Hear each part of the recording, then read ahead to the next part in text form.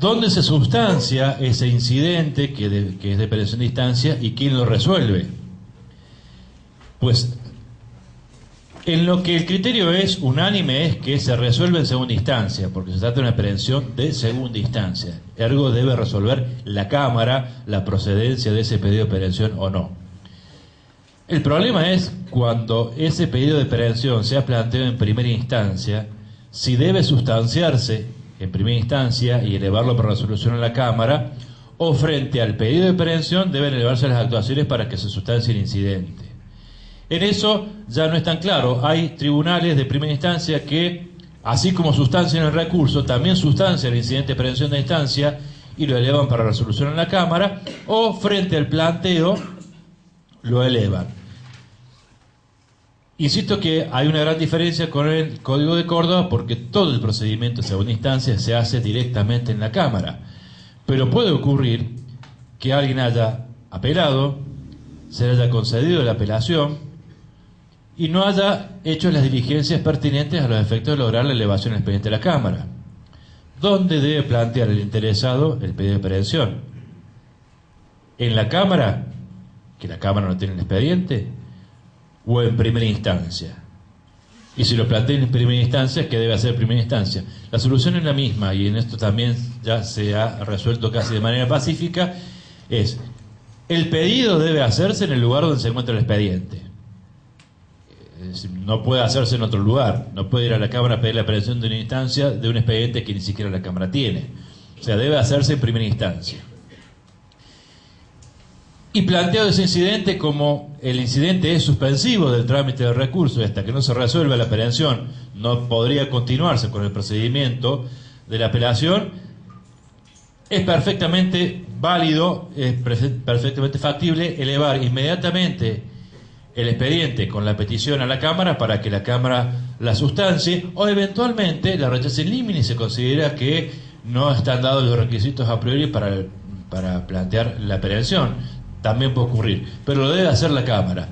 Por eso lo más sano es, incluso antes de sustanciarla, frente al pedido de aprehensión de instancia, y aun cuando resten notificaciones por realizar de la resolución de primera instancia, es elevar el expediente a la Cámara para que la Cámara entienda y eventualmente sustancie y al final resuelva ese planteo de aprehensión de segunda instancia. La aprehensión de primera no, obviamente se plantea en el juzgado de primera instancia, se resuelve allí y eventualmente si se apela de la resolución que declara primera instancia deberá resolverse en Cámara. Bien, volvamos a donde estábamos hablando de los efectos con los cuales se concede la apelación. En este caso es el efecto de la concesión del recurso, es decir, concedido el recurso. ¿Qué ocurre con la providencia o el fallo recurrido? ¿Es ejecutable o no es ejecutable? Si no es ejecutable es porque la apelación tiene efecto suspensivo, que es el efecto que se concede a toda apelación por defecto conforme a la redacción del Código. El 243 dice que a menos que la ley disponga que sea en efecto devolutivo, todos los recursos de apelación se conceden con efecto suspensivo. Si el efecto fuera no suspensivo o devolutivo, insisto en que la denominación más técnicamente correcta sería hablar de no suspensivo, pero la ley habla de efecto devolutivo, en ese caso deberá remitirse a la Cámara las actuaciones o el expediente principal, dejando las copias en primera instancia pertinentes para continuar con la ejecución, o en algunos supuestos elevando las copias a la Cámara y dejando el expediente principal. Si la sentencia es definitiva, normalmente lo que se eleva es el expediente y quedan las copias necesarias y pertinentes para lograr la ejecución, que normalmente suele ser la sentencia. Se forma un cuerpo de copias para la ejecución. Si es interlocutoria, en principio lo que se elevan son las copias y el expediente principal queda para seguir tramitando en la instancia correspondiente con el original. Pero queda abierta la posibilidad de que el juez, por razones de practicidad o de economía, decida que igual se eleve el expediente principal y queden en el juzgado las copias. La pregunta es, ¿qué pasa si el tribunal de primera instancia decide elevar las copias, porque se trata de una interlocutoria, se quede con el expediente y la Cámara necesita el expediente para resolver? ¿Lo puede pedir? ¿No lo puede pedir? Si la Cámara lo pide, tiene potestad de pedir el expediente la Cámara, aun cuando tenga las copias, si considera que las copias son insuficientes, porque eso no depende de la voluntad de las partes, porque las copias que debe presentar la parte recurrente son aquellas que el juez le indica como necesarias. Si la Cámara entiende que le falta alguna copia, no es un problema de sancionar al recurrente que no cumplió, porque el recurrente teóricamente cumplió con lo que el juez le ordenó. Entonces no le queda más remedio a la Cámara que requerir la elevación del expediente. Si requiere la elevación del expediente, sin decirlo, le está cambiando el efecto. Porque como consecuencia lógica, el trámite del principal se suspende porque el expediente no está.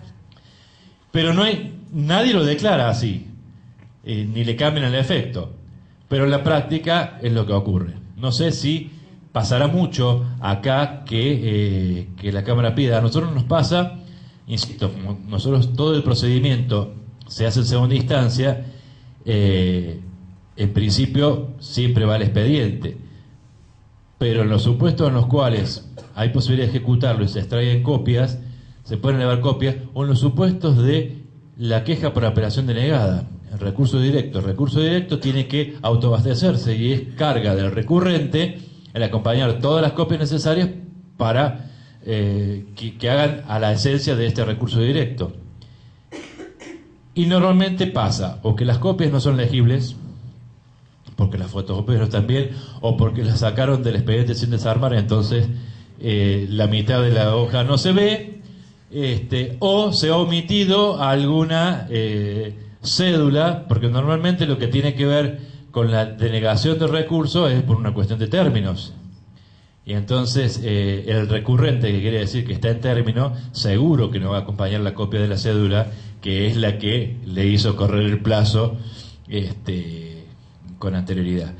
Entonces, en definitiva, ¿qué termina haciendo la Cámara? Pidiendo el expediente. Y al pedir el expediente, le está dando al efecto al recurso directo un efecto suspensivo que no tiene, pero desde ningún punto de vista, según el trámite del código. Pero en la práctica así ocurre. Creo que por eso es que en Córdoba el Tribunal Superior ha sido muy estricto con el tema de los recursos directos. Porque allí sí es carga del recurrente acompañar las copias pertinentes y que las copias sean legibles. Si no lo hace, el apercibimiento es que pierda su derecho. Parece un excesivo formalismo, pero me parece que la idea es tratar de que no pongan piedras en el camino y que el expediente pueda seguir su tramitación. La providencia del juez que al conceder el recurso con efecto no suspensivo, que determina qué copias debe acompañar el recurrente a los efectos del recurso, el apercibimiento de la no presentación de esas copias es de declarar de cierto recurso.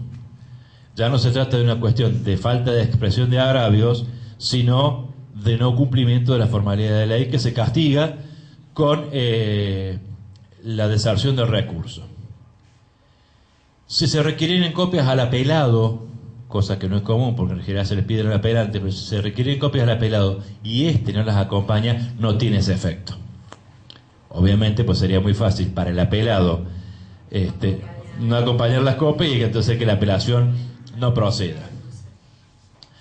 Cuando no tiene efecto suspensivo la apelación, y en los cautelares, en los juicios de alimentos o en el juicio ejecutivo, cuando el ejecutante ha dado fianza de devolver lo que perciba en caso de que la apelación prospere.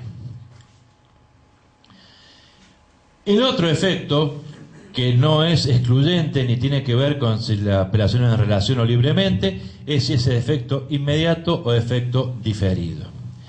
El efecto inmediato implica que la Cámara resolverá al momento de sustanciado el recurso, o sea, previo a todos los trámites de ley, resolverá la procedencia o no del recurso, mientras que si el efecto es diferido, se resolverá recién al conocer la Cámara en la apelación contra la sentencia definitiva. Lo cual nos deja un halo de incertidumbre en cuanto al transcurso del proceso. Si nosotros tenemos una apelación concedida con efecto diferido o la oportunidad de replantear apelaciones al momento de la definitiva, corremos el riesgo de tramitar todo un proceso para que al final el resultado de esa apelación con efecto diferido nos demuestre la inutilidad, como yo les contaba el caso de la perención de instancia denegada, que luego la Cámara resuelve que la perención era procedente y en consecuencia todo el desarrollo posterior del juicio había sido baladí, había sido inútil, porque ni siquiera se pueden utilizar las pruebas que se produjeron en ese expediente que luego se declara perimido ante la promoción de una nueva acción. Con el agravante que en Córdoba, por lo menos, como efecto de la perención de instancia, está la prohibición de volver a iniciar un incidente por el mismo tema del cual se declaró perimido. Se pierde el derecho. Y ustedes miran, algunos incidentes no tienen importancia, pero si yo planteo una tercería de dominio, que jurisprudencialmente se ha reconocido que, a pesar de ser un procedimiento propio, sigue siendo un incidente dentro del proceso, y me declaran la perención de instancia, yo no puedo volver a plantear una tercería de dominio, aunque sea dueño. La pérdida del derecho es más que importante, y sin embargo, ese es el efecto.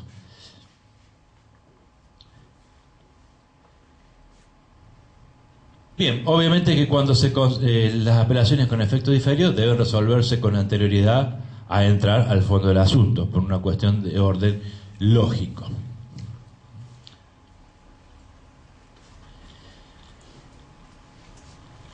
Acá vamos a ver dos aspectos que tienen que ver más con lo jurisdiccional, que son las potestades que tienen los tribunales o los jueces de primera y segunda instancia frente a los recursos planteados por las partes.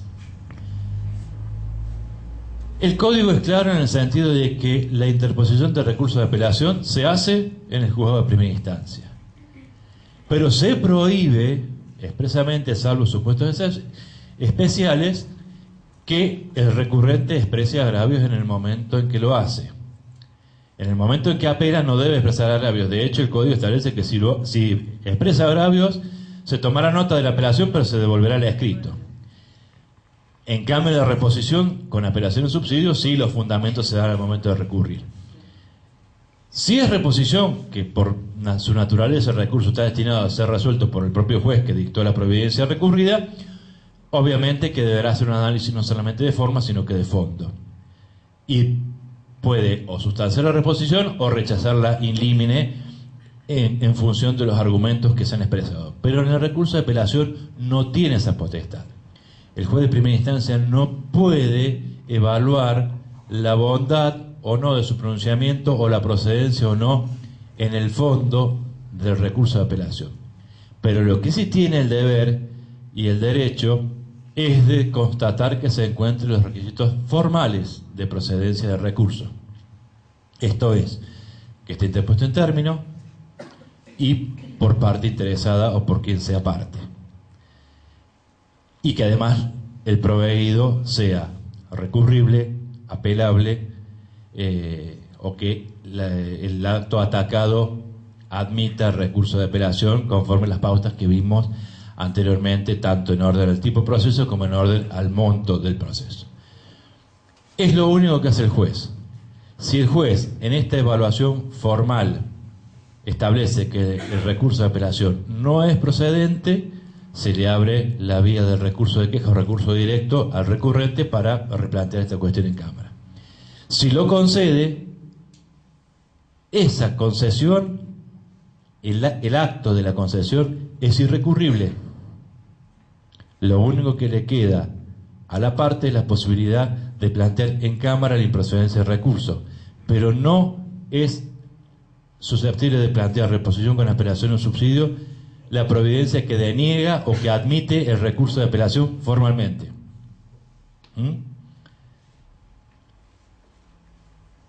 En algunos supuestos, el caso que yo les contaba ayer del recurso de amparo, en aquellos casos en los cuales la apelación debe interponerse y fundarse en el mismo acto dentro de un plazo generalmente más acotado, puede admitirse la posibilidad de que el tribunal revea su original negativa o su original admisión. Pero esto es de creación meramente jurisprudencial, no es lo que establece la ley.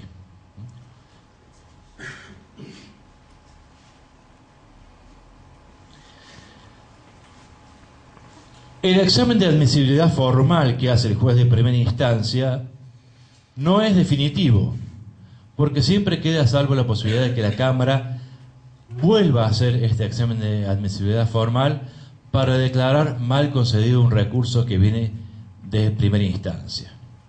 La Cámara lo puede hacer de oficio al recibir las actuaciones, ya sea que las mismas vengan sustanciadas o no.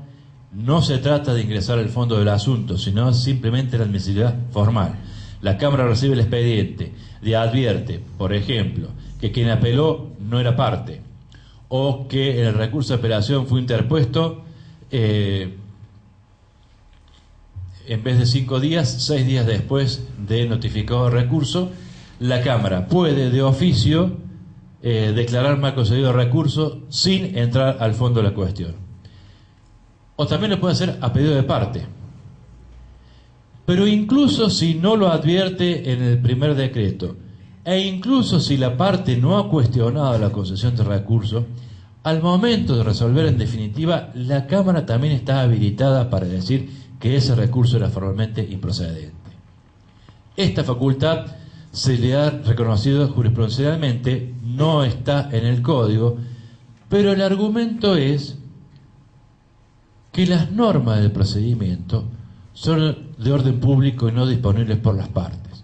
Lo que es disponible son los derechos, pero no las normas que regulan el procedimiento.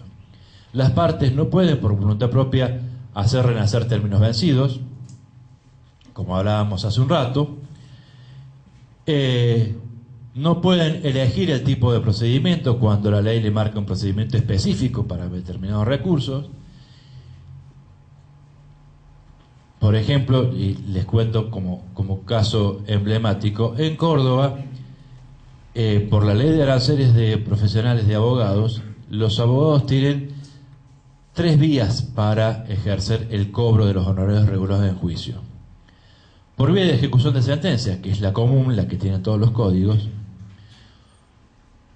extrayendo un testimonio de la regulación de honorarios con la constancia efectuada por el tribunal de que esa regulación se encuentra firme y de quién es obligado el pago, iniciar un juicio ejecutivo especial con ese testimonio, con lo cual sale de la causa madre y se presenta a cualquier juzgado a iniciar un juicio ejecutivo, cuyo título ejecutivo es la sentencia con la certificación de que está firme y que el obligado al pago es fulano de tal. Hay incluso en algunos supuestos haciendo el juicio ordinario. El juicio ordinario, por naturaleza, permite discutir, entre otras cosas, la causa de la obligación. Parecería que garantiza el derecho de defensa. Ningún abogado opta por cobrar sus honorarios por la vía ordinaria para permitirle al demandado que se defienda. En Córdoba lo hacen porque el juicio ordinario tiene una regulación mínima que es el doble que la del juicio ejecutivo. Y la regulación mínima en Córdoba está establecida en ius y es cada vez más plata porque el ius se actualiza conforme el sueldo de camarista. Entonces, entre 10 ius y 20 ius, prefieren que les regulen 20 ius, sobre todo cuando el monto de los honorarios es de escaso valor. Entonces, yo tengo una regulación de honorarios. Yo hice un juicio ejecutivo. Me regularon 10 ius porque el monto del juicio ejecutivo era de escaso valor. En Córdoba no hay limitación de la apelación por razón del monto. Le regularon 10 ius. Yo no me acuerdo a cuánto está el ius, pero está arriba de los 1.000 pesos. Este debe estar en 1.300. Así que supónganse que son 5.000 pesos el ius. Le regularon 5.000 pesos en un juicio por 500 pesos de capital. Le regularon el mínimo del juicio ejecutivo, que son 5.000 pesos. ¿Sí? Saca el testimonio, se va a ejecutar a otro lado, y como es otro juicio ejecutivo, le van a regular otros 10 IUs más. Pero si es ordinario, le van a regular 20. Y entonces, para cobrar 5.000 pesos, le van a regular 10.000 de honorario de él mismo. Esto da lugar a una cadena ininterrumpida de inicio de nuevos juicios, tratando de cobrar. Lo más lindo es que normalmente estos son contra gente que no tiene capital, es insolvente, pero les encanta llenarse de papelitos que le reconocen derecho a cobrar un montón de plata que jamás cobran, porque no hay posibilidad. Pero bueno, son las distorsiones del sistema. Siempre estamos encontrando algún huequito que nos permite obtener un beneficio, aunque sea de papel. Pero por lo menos lo tengo.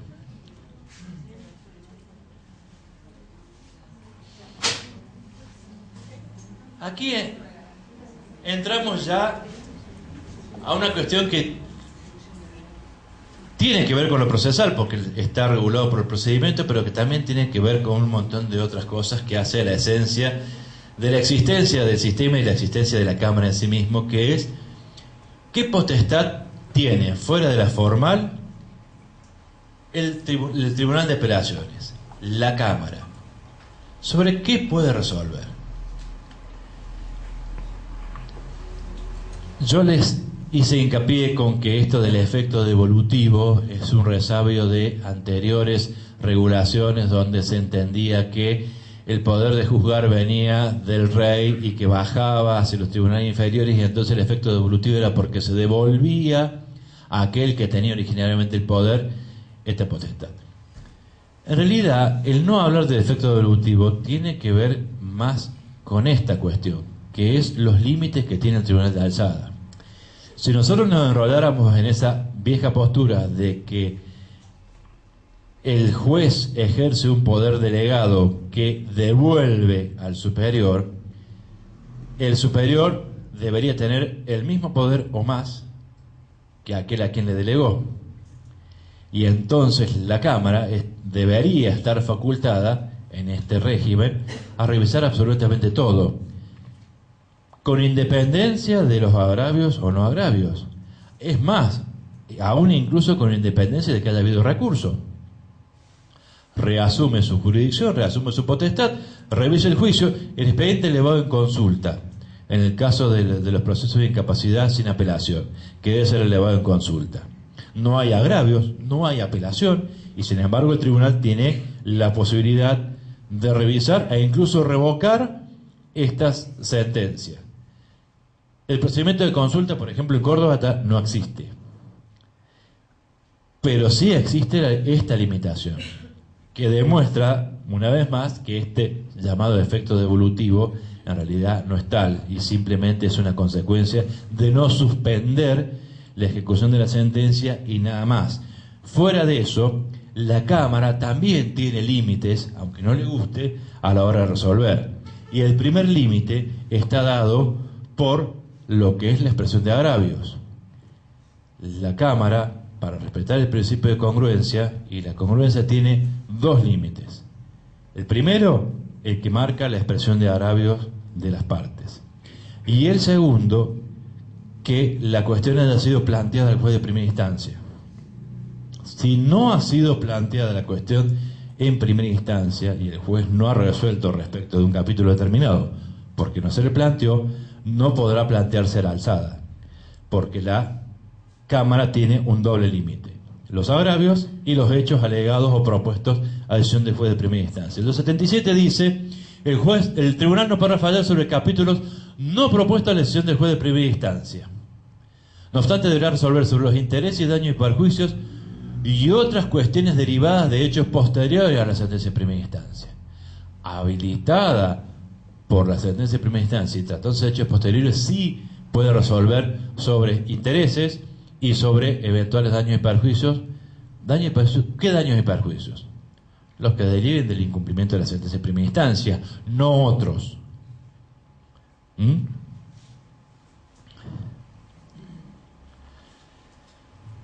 Pero acá dice el tribunal podrá decidir sobre los puntos omitidos en la sentencia de primera instancia, aunque no se hubiese pedido aclaratoria, siempre que se solicitara el respectivo pronunciamiento al expresar agravios.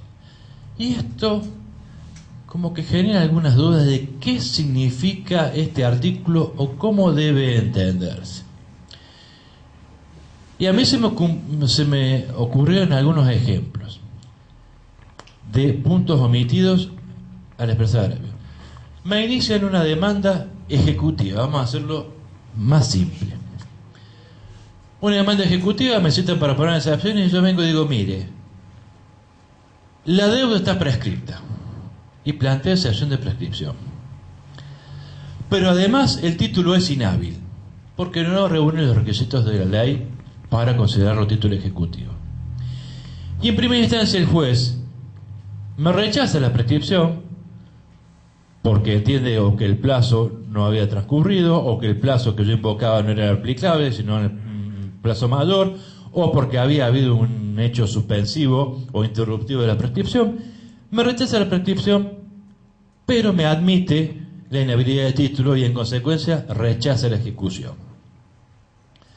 Yo, ejecutado, que tengo una sentencia que rechazó la ejecución, ¿estoy legitimado para apelar? No, porque no tengo interés, porque obtuve satisfacción en mi postura. La sentencia rechazó la ejecución. No puedo apelar. ¿Quién va a apelar? El ejecutante. ¿De qué se va a agravar el ejecutante? De la excepción de inhabilidad de título. No se va a agraviar de la prescripción porque le resultó favorable. El artículo dice que se solicitara el respectivo pronunciamiento al expresar agravios. ¿Ustedes creen que el ejecutante va a decir, ya de paso revise la prescripción porque por las dudas se le ha resuelto mal? No, si me lo resuelve favorable. No lo va a decir.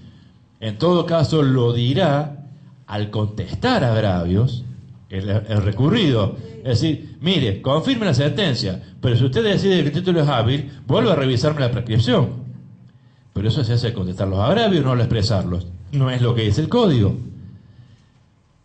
En Córdoba, el artículo 332 del Código establece claramente que la Cámara está limitada su competencia a la expresión de agravios. Sin embargo, deberá entender y expedirse respecto de aquellas cuestiones que fueron rechazadas o no fueron tratadas en la sentencia con motivo de un pronunciamiento anterior. Y somete automáticamente y sin necesidad de replanteo a la Cámara todos aquellos puntos que fueron rechazados o que no fueron tratados al momento porque supongamos que fue al revés, que el juez al tratar la excepción de prescripción dijo que era admisible y en consecuencia no entró a analizar la habilidad del título. El actor va a recurrir y va a cuestionar esa admisión de la prescripción.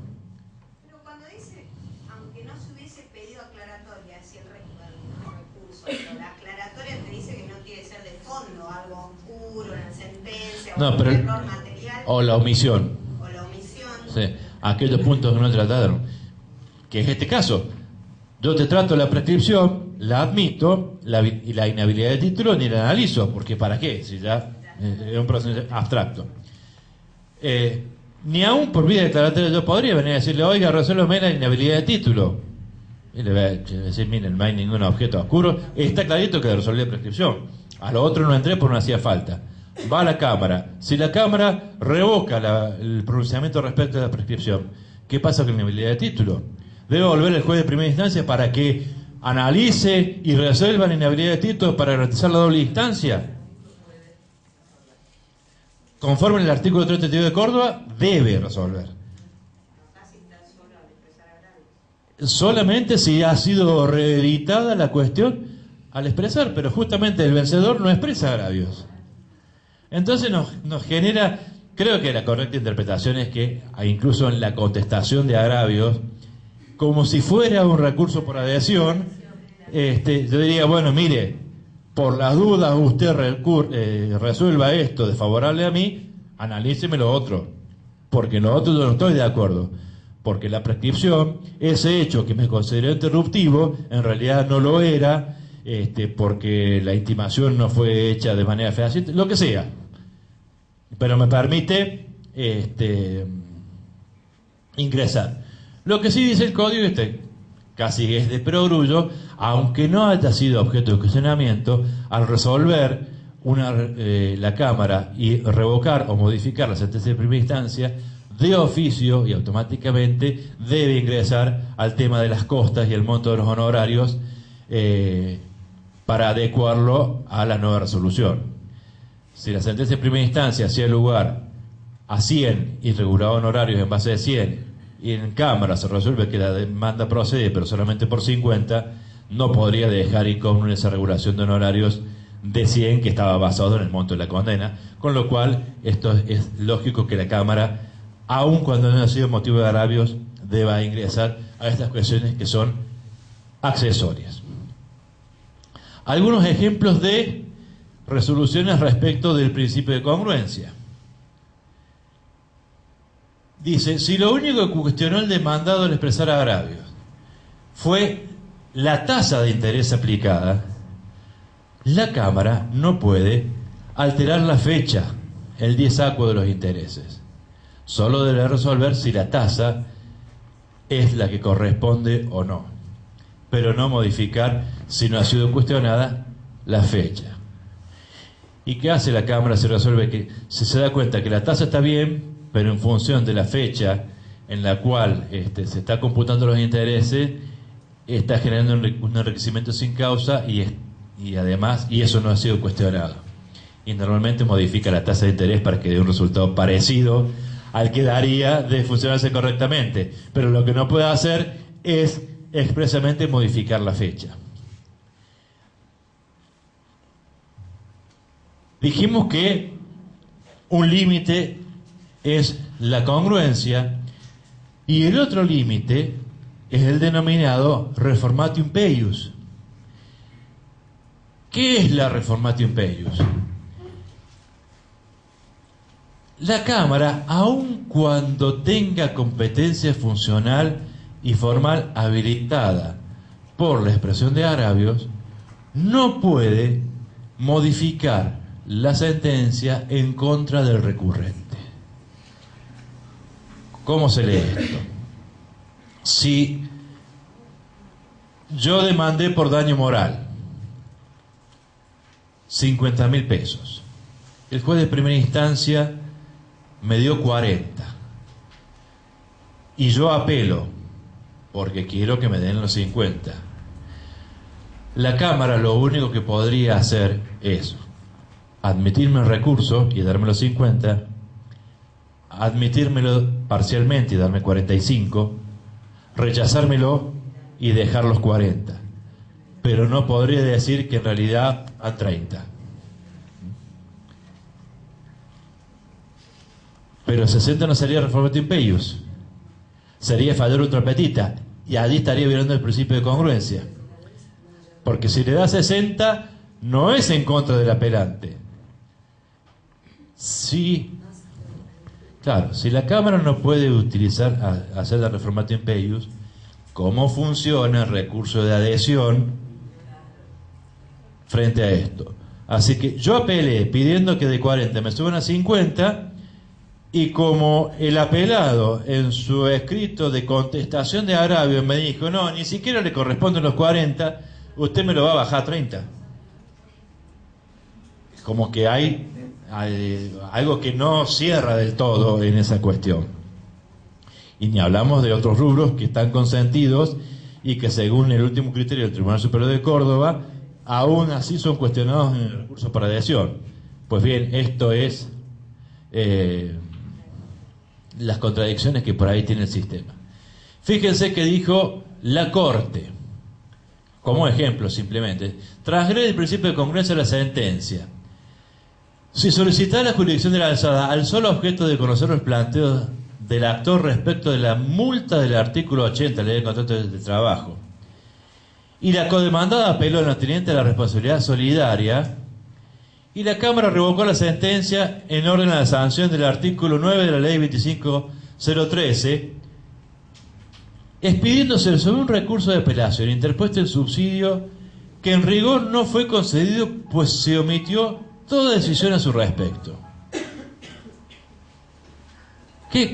¿Qué ha pasado acá? Aparentemente, por los hechos, el actor que venía reclamando varios rubros, la indemnización del artículo 80, la multa del artículo 80, la indemnización del artículo 9, y una de las codemandadas, a quien se le es extensiva la condena, apelaba a su declaración de solidaridad.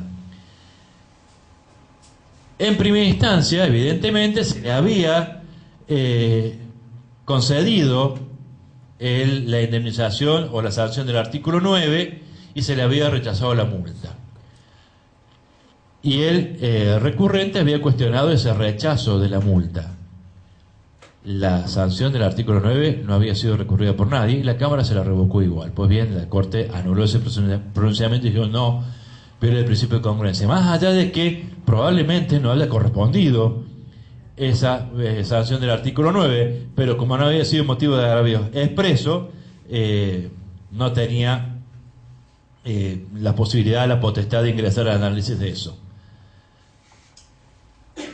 Lo mismo ocurre cuando en la alzada se pretende modificar la postura sustentada en primera instancia. Si les pongo un ejemplo, frente a una acción de desalojo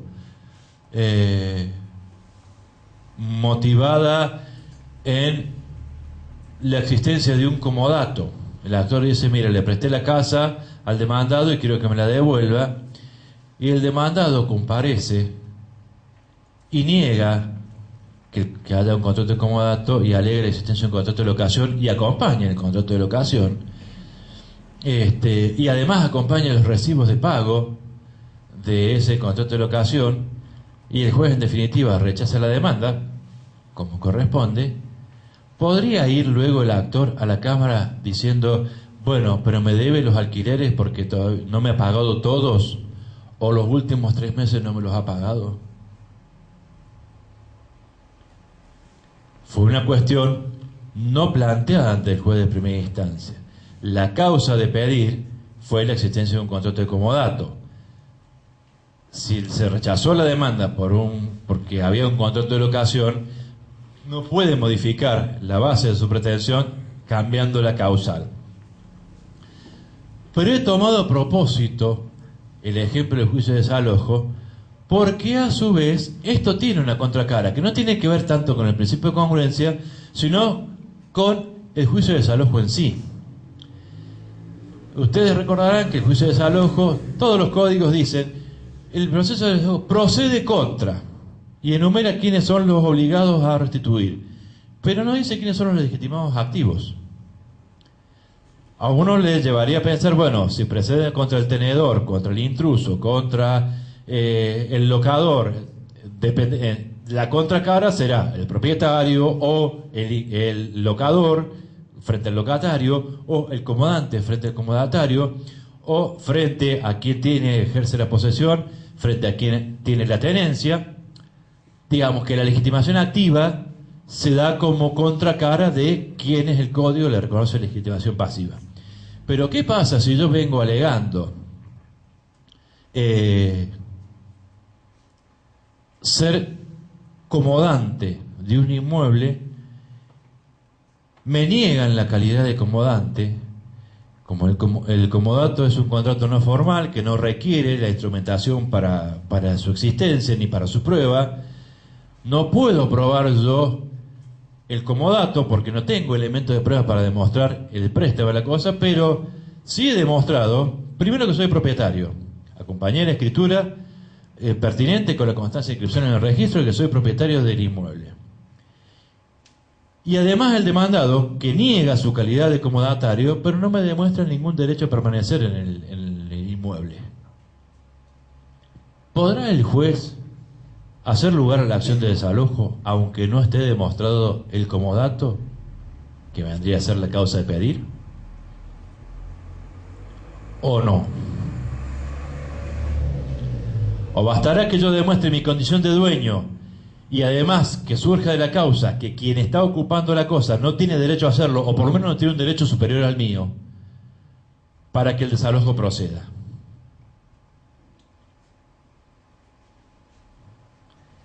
En principio, y aunque parezca alejado del principio de congruencia, a mí me parece que si aquel que reclama la restitución de la cosa demuestra que tiene un derecho a la misma, y como contrapartida no hay demostración ni alegación de un derecho mejor por parte del demandado, el desalojo procede igual, aunque la causa de pedir sea distinta. Si yo demandé en función de un contrato de locación y luego no puedo demostrar el contrato de locación porque me niegan la firma del contrato y no hice la pericia, pero yo he demostrado que soy dueña de la cosa, y sin contrato de locación el ocupante no tiene ningún derecho para permanecer allí, ¿por qué no me lo van a devolver? Y si en primera instancia me rechazan la demanda porque yo no demostré la existencia del contrato de locación, y el agravio está vinculado a que el contrato de locación existe, ¿podrá la Cámara, sin violar el principio de congruencia, decir, mire, el contrato de locación no está demostrado, pero sí está demostrado que usted es el dueño de la cosa y tiene mejor derecho que el ocupante para ocuparla? ¿Podrá ordenar el desalojo? ¿Violará el principio de congruencia?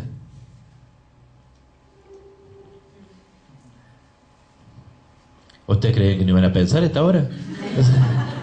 Para eso estoy yo. Yo leo de ahí. Bueno, yo creo que sí.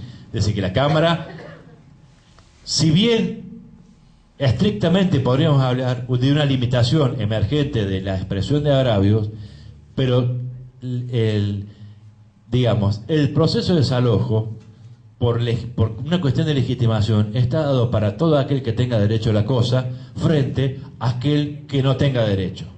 No importa por qué no tiene derecho o no importa por qué tenga derecho. El proceso de desalojo tiene un objetivo concreto, que es recuperar el uso y goce de la cosa por parte de aquel que tiene derecho. En consecuencia, cualquiera fuera la causal invocada o cualquiera fuera la causal demostrada, el juicio de desalojo debería proceder igual.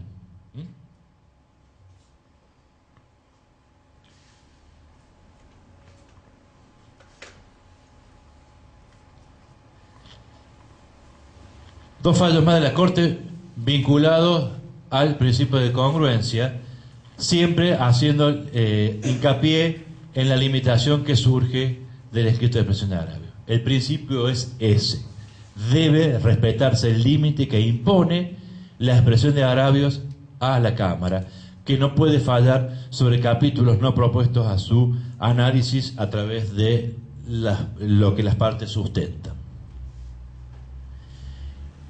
Y dejé para el último un tema que ya de por sí el título suena engañoso, que es el tema de la nulidad.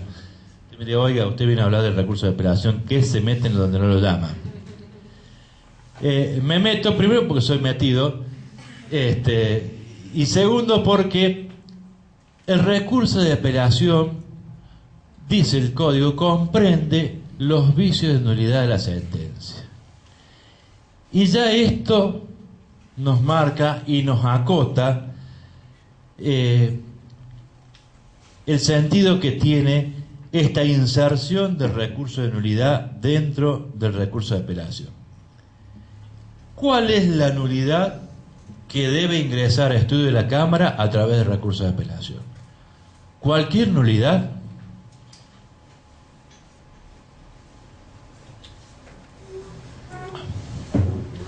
Dice el Código, palabras más, palabras menos, una nulidad por vicios de la resolución, no por vicios del procedimiento. No cualquier nulidad se puede introducir a través del recurso de apelación, por dos o tres motivos distintos que lo vamos a ver someramente. Pero lo cierto es que la única nulidad admisible dentro del recurso de apelación es la nulidad de la sentencia. ¿Cuándo la sentencia será nula? Cuando ha sido dictada sin las formalidades que la ley expresamente prevé como requisito de validez de la sentencia. Y pregunto, ¿que además tiene que respetar el principio de trascendencia o no? Volvamos para atrás. La regulación de las nulidades procesales indica que primero, las nulidades son en principio todas relativas. Segundo, que todas son convalidables. Y además, que deben tener trascendencia, es decir, que deben impedir que el acto alcance el objetivo para el cual está destinado. Si el acto cuestionado, a pesar de adolecer de defectos, fue útil para alcanzar el efecto al cual están destinados, entonces la nulidad tampoco procede. Principio de convalidación, principio de trascendencia. Si falta alguno de los requisitos esenciales de la sentencia, les digo, ¿con qué arranca la sentencia? Lugar y fecha. Si no pusimos en la ciudad de San Fernando del Valle de Catamarca, pero pusimos la fecha, y pusimos y vistos, y considerando, y resuelvo, y analicé todos los puntos de la litis, y omití el lugar de... ¿Falta una formalidad? Sí. ¿Falta una formalidad esencial? Sí. ¿Tiene trascendencia? ¿Qué derecho conculcan? ¿Qué nos cambia? ¿Podría la parte alegar la nulidad? Sí, sin duda que sí. Pero, ¿tiene trascendencia? Y yo no sé. No sé. Por las dudas pongan el lugar y fecha. Sí. Y además, si pueden, cuando sean jueces, firmen también abajo que otro de los requisitos esenciales. Pero el tema es si realmente vale la pena. En aquellos lugares en los cuales los tribunales están abarrotados de causas, que son la gran mayoría de nuestro país, pueden ocurrir estos errores, que se protocolicen sentencias que le falta la firma del juez, o está la firma en el protocolo pero no está en el expediente, o está en el expediente pero no está en el protocolo porque firmó uno solo, o que cuando la pasaron en el limpio por un error informático se omitió el lugar y fecha, o se omitió un párrafo, o, como ha pasado, al llegar al tema de intereses, sale el párrafo, poner el versito de siempre.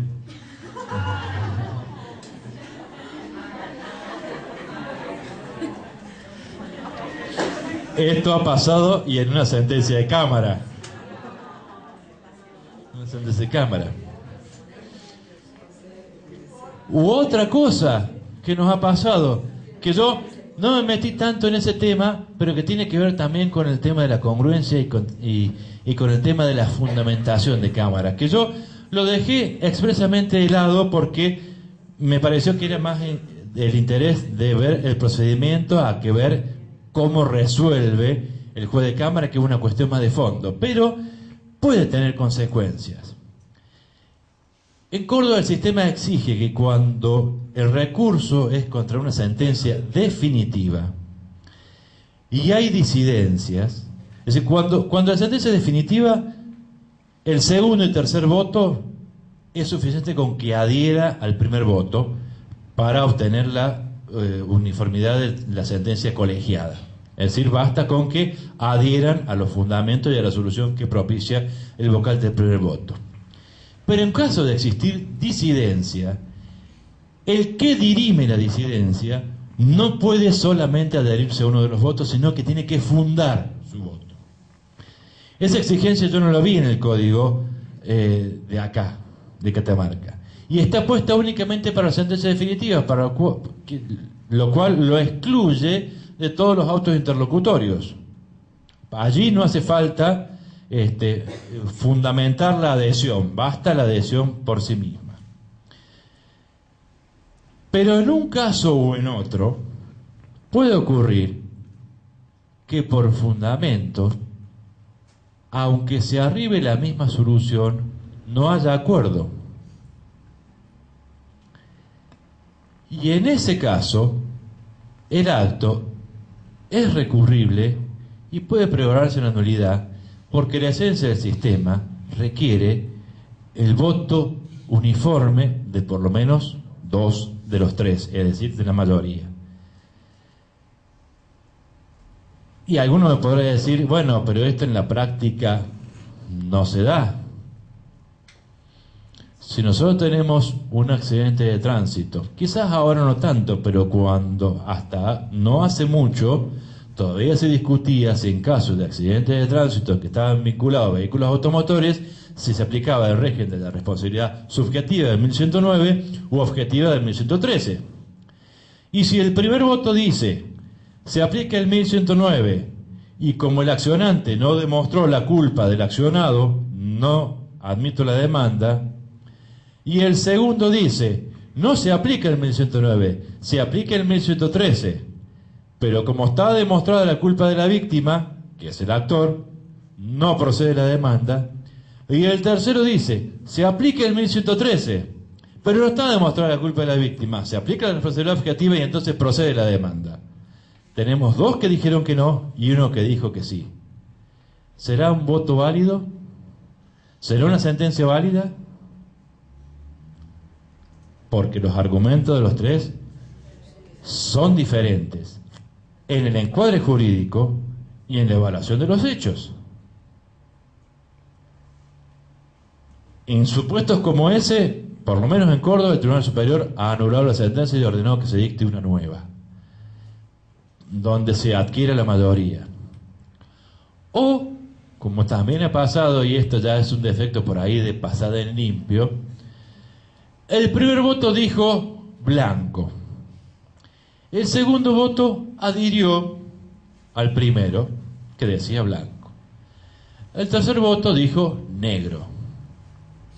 Como era una sentencia definitiva, vuelve al segundo voto para que fundamente su adhesión a blanco. Y el segundo voto dijo, revisadas las constancias del expediente y los argumentos de mis distinguidos vocales preopinantes, me parece que negro es la solución más adecuada.